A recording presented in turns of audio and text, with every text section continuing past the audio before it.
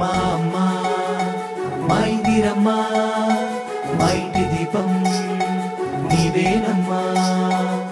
భారతరత్న శ్రీమతి ఇందిరాగాంధీ వారి జయంతి ఈరోజు దేశవ్యాప్తంగా జరుపుకుంటున్నాం. కేవలం ఆనాటి ప్రధానమంత్రిగానే కాకుండా ఈ దేశంలో ఉన్నటువంటి కోట్లాది మంది ప్రజానికానికి తల్లిగా, ఈ దేశ ప్రజలు ఎదుర్కొన్న అనేక సమస్యల పరిష్కారం చూపించినటువంటి ఒక గొప్ప మాతృమూర్తిగా ఈ దేశ ప్రజలందరూ ఇప్పటికి కూడా వారిని గౌరవిస్తూ ఉంటారు.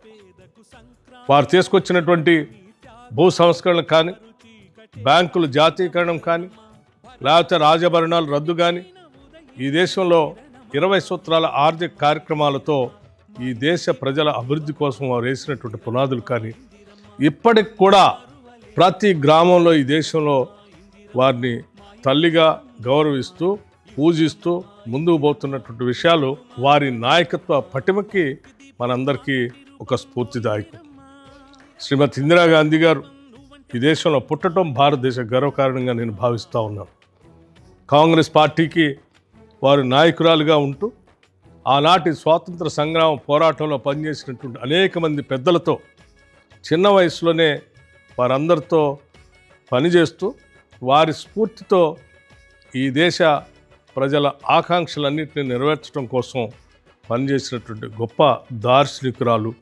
అటువంటి దార్శనికురాలు చివరికి ఈ దేశ సమగ్రత సమైక్యత కోసం తన ప్రాణాలైనా పణంగా పెడతానని చెప్పి ఆనాడు ఒరిస్సాలో మాట్లాడినటువంటి మాటలన్నింటినీ కూడా మనందరం ఈ దేశ ప్రజలందరూ గమనించాల్సి, చివరికి ఆ రకంగానే ఈ దేశ సమగ్రత సమైక్యత కోసం ఆటంకవాదుల చేతుల్లో తూటాలకు బలైపోయి ఈ దేశాన్ని మనందరం మర్చిపోకుండా ఉండలేనంత త్యాగం ఈ దేశాన్ని చేసినటువంటి ధీరోదత్తురాలు శ్రీమతి ఇందిరాగాంధీ గారు.